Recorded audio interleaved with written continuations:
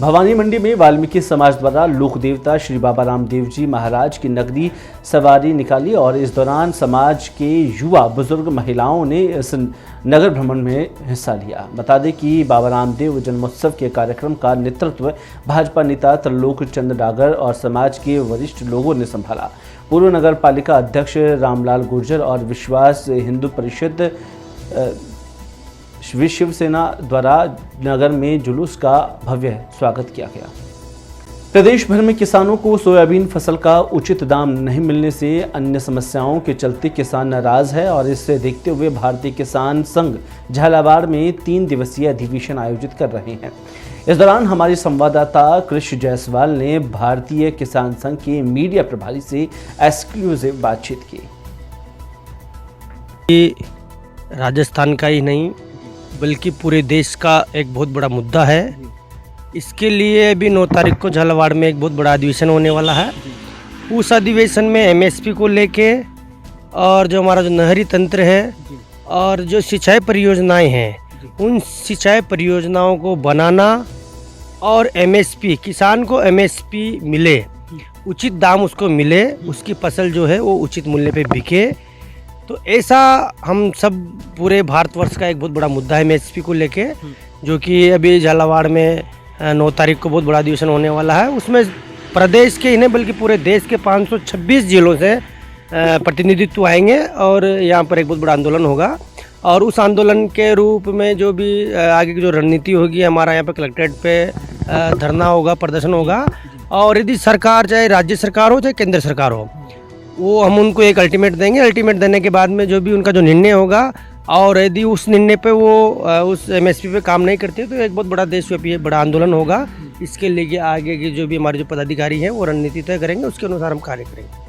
Sir, वर्तमान में किस प्रकार की किसानों को समस्या देखने को मिल रही है? अपने छपड़ा से बड़ो विधानसभा की प्रमुखता अपन बात करें तो देखिए, छपड़ा छिपा बड़ौद में भी काफ़ी सारी समस्याएं जैसे रोड की, और ऐसे में अभी जो रबी की फसल का जो सीजन आने वाला है, जो सर्दी की फसल जो आने वाली है, तो हमारा यही है कि यहाँ पर जो भी नहरी तंत्र है, जो अपने लासी परियोजना है, तो ऐसे में किसान को समय पे पानी मिले और जो किसान जिनके बिजली कनेक्शन है उनको 8 घंटा पर्याप्त बिजली मिले आने वाले समय में, जिससे कि किसानों को बहुत बड़ी राहत मिलेगी। और एमएसपी का तो मुद्दा है ही सही, वो तो उस पर तो हम बात करेंगे। आपने देखा ये थे हमारे साथ किसान भारतीय किसान संघ के मीडिया प्रभारी उपेंद्र मालव, जिनका कहना है कि एमएसपी एक बहुत बड़ा मुद्दा है और कहीं ना कहीं किसानों को इससे समस्या भी उत्पन्न हो रही है और कहीं ना कहीं किसान जाग चुके हैं और कहीं जगह कहीं जिलों पे धरना प्रदर्शन ज्ञापन और कहीं समस्या यहाँ पे पर किसान आगे आ रहे हैं। वहीं सिबड़ौर की सबसे बड़ी जो समस्या थी अनाज मंडी से एक गुरु कृपा पेट्रोल पंप तक की, इंडिया वॉच ने भी काफ़ी आवाज़ उठाई थी, लगातार मुहिम चलाई थी। तो भारतीय किसान संघ ने भी किसानों ने भी उसके ऊपर साथ दिया था, तो उसका असर भी देखने को मिला है। इंडिया वॉच के लिए कृष जायसवाल की रिपोर्ट। भादवा सुधी दूज पर गांव 22 LGW में लोक देवता बाबा रामदेव का रात्रि जागरण आयोजित किया गया, जिसमें भक्त राम कुमार द्वारा बाबा रामदेव की आरती और 5 भजनों से जागरण का शुभारंभ किया गया।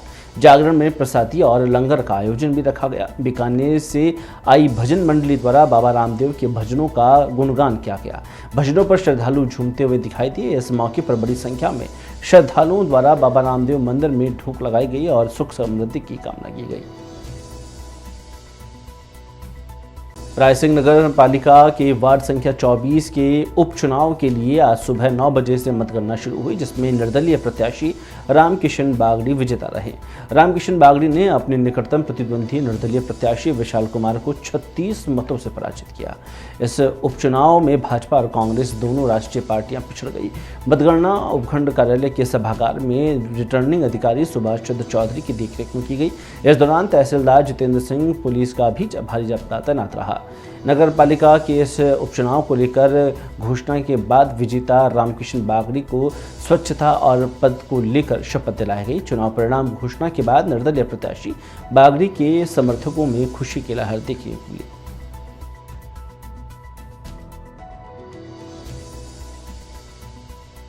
पाली में वरिष्ठ नागरिक समिति सोजत रोड का तृतीय वार्षिकोत्सव राजकीय उच्च माध्यमिक विद्यालय के सभागार में आयोजित हुआ, जहां पर मुख्य अतिथि सरपंच लक्ष्मी कच्छावा ने अपने प्रेरक उद्बोधन में कहा कि समिति द्वारा कस्बे की उत्कृष्ट प्रतिभाओं को एक मंच पर लाकर सम्मान करना सराहनीय है। यह प्रतिभाओं के सपनों को पंखा लगाकर उनको ऊंचा उड़ाने के लिए प्रेरित करता है।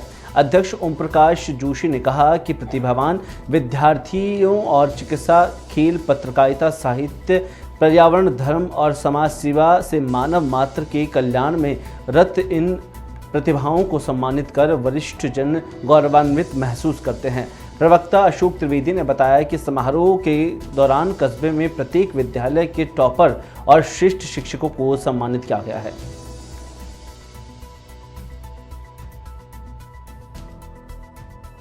डीग शहर में सम्राट मिहिर भोज की जयंती गुर्जर समाज द्वारा मनाई गई और गुर्जर समाज ने गुर्जर चौपाल दिल्ली दरवाजे पर जयंती का आयोजन किया। इस दौरान समाज के लोगों द्वारा सम्राट महाराज मिहिर भोज को पुष्प अर्पित कर माला पहनाई गई और समाज के लोगों ने अपने अपने विचार व्यक्त किए। सम्राट के मिहिर भोज के जन्म दिवस पर काफ़ी खुशी देखी गई। इस दौरान एडवोकेट आनंद प्रकाश, अध्यक्ष गुर्जर समाज डीग सुंदर, सरपंच निहाल सिंह, पूर्व पार्षद नगर परिषद डीग देवी सिंह पहलवान और समाज के अन्य लोग मौजूद रहे। समाज के लोगों ने सम्राट मिहिर भोज के बारे में जानकारी दी। दाऊदी बोहरा समाज के 53वें धर्मगुरु डॉक्टर सैयदना मुकद्दर सैफुद्दीन झालावाड़ के झालापाटन पहुंचे, जहां पर स्वागत के लिए पूरा झालापाटन शहर दुल्हन की तरह सजाया गया। बड़ी संख्या में उनके स्वागत के लिए लोग खड़े रहे और फूलों की वर्षा की गई। देश के कोने कोने से बोहरा समाज के लोग यहां पर पहुंचे, उनकी एक झलक पाने के लिए उनका इंतजार करते हुए नजर आए। धर्मगुरु झालापाटन में प्रवेश करने पहुंचे तो जोरदार स्वागत हुआ।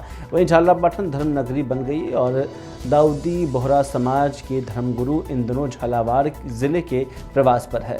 यह सुनील भवानी मंडी के बाद झालापाटन पहुंचे हैं, जहां पर आज धर्मगुरु प्रवचन करेंगे।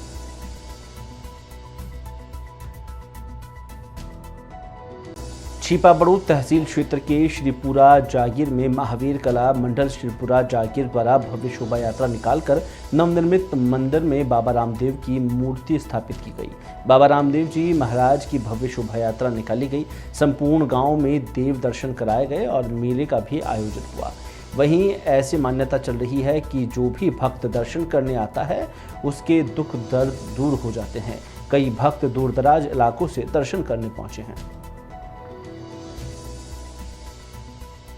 बाबा रामदेव जी महाराज के पगलियों का चमत्कार हुआ था जी। और गांव वालों ने, सभी समाज बंधुओं ने चरणों का अभिनंदन करा और उनके मान के समाज के अंदर उगाई फिर के फिर बाबा रामदेव जी के चबूतरे बनाया। ये सन 2022-23 के लमसम के पगले है जी। तो ये सन 2024 लग गई जी। और उसी में गांव वालों ने उगाई फिर के और बाबा रामदेव जी महाराज का मंदिर बनाया, मंदिर का निर्माण करे और कल मूर्तियां पधराई जाएगी बाबा रामदेव जी की। पंडित के द्वारा पधरावनी की जाएगी। उसके बाद उनका डोरा रखा है, जो भी गांव बस्ती के हिसाब से हुआ है उनका प्रसाद वितरण किया जाएगा। और इनका बहुत प्राचीन काल से ही पगले थे, जो उनका नया स्थान बना के उनका कल पूरा विराजमान करा के भगवान को बड़ी धूमधाम से अभी जुलूस भी निकाला है रात को और भगवान का विवान भी है। इसी के साथ कल धूमधाम से यहाँ पर बाबा रामदेव जी के मेला भराया जाएगा। कल मेला भी होगा? हाँ, मेला, बिल्कुल मेला। हिंदू समाज में गणेश महोत्सव को लेकर कई मान्यताएं हैं। इसी दौरान गणेश उत्सव का पर्व बड़ी धूमधाम के साथ हर्षोल्लास के साथ मनाया जाता है। इस वर्ष भी 7 सितंबर को गणेश चतुर्थी का पर्व मनाया जाएगा। ऐसे में जिले भर में बड़ी संख्या में जगह जगह गणेश प्रतिमाएं स्थापित की जाएगी, जिसे लेकर अब लोगों ने खरीदारी करना शुरू कर दिया है। वहीं मूर्तियां बनाने वाले मूर्तिकार भी अब मूर्तियों को अंतिम रूप देने में जुटे हुए हैं। मूर्तिकार ने बताया कि लगभग सभी मूर्तियां बनकर तैयार हो चुकी है। वहीं कार्य अब अंतिम चरण पर है।